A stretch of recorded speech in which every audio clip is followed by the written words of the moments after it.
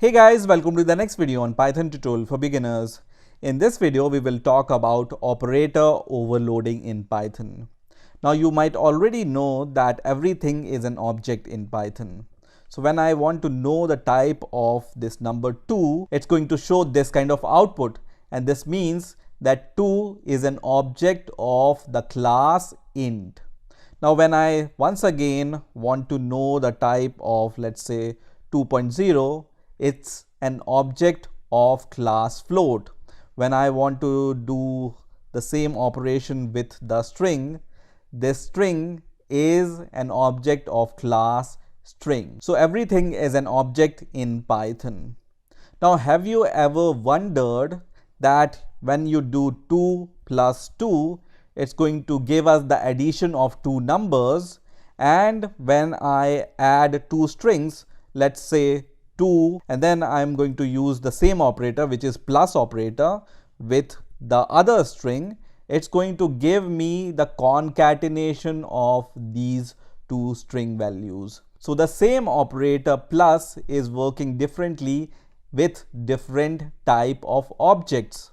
The same you might have observed with the multiplication operator, which is this asterisk. So when I use this asterisk or multiplication operator with a string, and let's say I write 3 here, it's going to print this given string 3 times. But the same operator, when I will use with the two numbers, it's going to give me the different behavior, which is the multiplication of these two numbers. So the same operator asterisk is functioning differently with different kind of data. Or in other words, we can say that this asterisk operator or this plus operator are overloaded for different kind of objects. So whenever this plus operator is used with two numbers, it's going to give us the sum of these two numbers, and whenever this operator is used with the string, it's going to give us the concatenation of these two strings. So both these operators are overloaded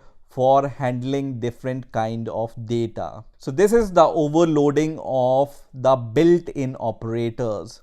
Now we might also think that if this is possible, can we overload the operators by our custom classes? So let me create a class, and I'm going to name it as the number class, which is going to take one argument. So let me define a constructor here. So underscore underscore init underscore underscore, and this is going to take one argument, which is the number, and I'm going to just write self dot num is equal to num. So this is the simple class which we have created, and now I'm going to create two instances of this same class. So number, and I'm going to give the number 1, let's say here, and then I'm going to create a second object of this class, and this time I'm going to give the number 2 here.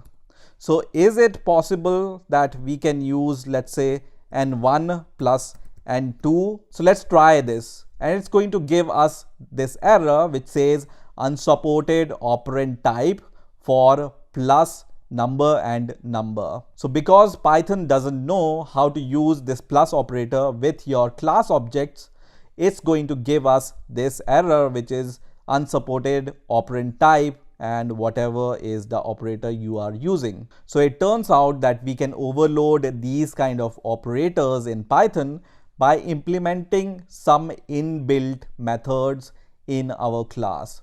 So we already know that whenever we want to implement a constructor in Python, we use this init method. So I'm going to create a very simple class, and I'm going to name it as A, and this will be a blank class. So this is a very simple class in Python, and when I use a dir function, which is a built-in function with this class, let's see what happens. So I'm going to just press enter, and it's going to print some methods here which are inbuilt method. So here not all methods are visible, so I'm going to assign this value of dir a to a variable a, and then we will see in the right hand side in this inspector here, and this is the a variable, and you will see the list of all the inbuilt methods which are associated or which you can implement them. So for example, we have implemented the init method in order to have the functionality similar to constructor. But there are other methods here too. So there is a str method or le method, which is less than method, or ne method, which is not equal to method, and many other methods which we can implement here in our class. So now I have given enough theory to you, and let's try to see with an example how to overload an operator in Python. So here I have created a class which I call circle, and this takes one argument, which is the radius of the circle. And I have created the setter and getter method for this radius variable. And in the third method, I'm just calculating the area of the circle using the radius. And I have also used an inbuilt module, which is math, in order to get the value of pi. So using this expression, I'm just calculating the area of the circle. Now I have created two objects of this class with two different radiuses. So in the first object, I have given the radius 2, and in the second object, I have given the radius 3. And from the theory which we have learned till now, we already know that this expression will not work with these two objects. So when I run this code, it's going to give me the error which says unsupported operand error. So now we are going to overload this plus operator in this circle class. Now in order to overload a particular operator, let's say plus, you need to implement an associated method in your class. So with this plus operator, there is a special method which we need to implement in our class, and I have given the list of all the methods which is associated with the operators. So with the plus operator, you need to implement this special method which is underscore underscore add underscore underscore. In order to overload minus, you use this method. In order to overload the multiplication, you use this method. So here is the operator which we want to overload, and here I have given the method name which you need to implement in your class in order to overload this operator in Python. So there is this list which you can use with all these operators. So you can overload the mathematical operators in Python. You can also overload the bitwise operators in Python, like and, or bitwise right shift or bitwise left shift. And also you can overload the comparison operators in Python using these associated methods with these operators. So now we want to overload this plus operator. So we will implement this add method into our class. So let's implement this add method into our class.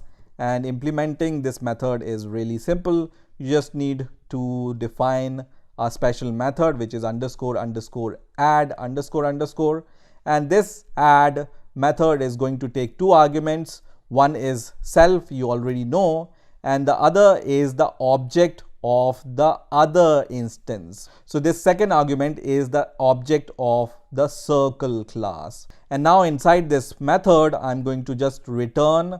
First of all, I will just use this circle as the constructor, and what I want to do, I want to add, let's say, the radius of the two objects which are provided. One is the self object and other is the object which is provided using this argument. So I'm going to just say self dot underscore underscore radius plus the circle object radius. So let's use this circle object and then dot and then underscore underscore radius. So basically I'm adding the radius of the two objects. One is this circle object and other is the radius of the self, which is the current class. So as soon as you implement this method add using these two arguments, then this operation is going to work in Python. So because we have overloaded the plus operator using this add method, now this operation is going to work. So let me just assign the addition of these two objects into a third variable, and this variable I'm going to name it as C3. And using this C3, let's say I want to print the radius of the circle. So I'm going to just use the print method, and then I'm going to use the C3 object, and I'm going to call a get radius method from this object. And let's print the radius of C1 and C2 also. So here I'm going to just write C1, and here I'm going to just write C2. So we are printing the radius of all these three objects, and I'm going to run the program now. And you can see here the radius of the first object is 2 because we have provided 2 as an argument here.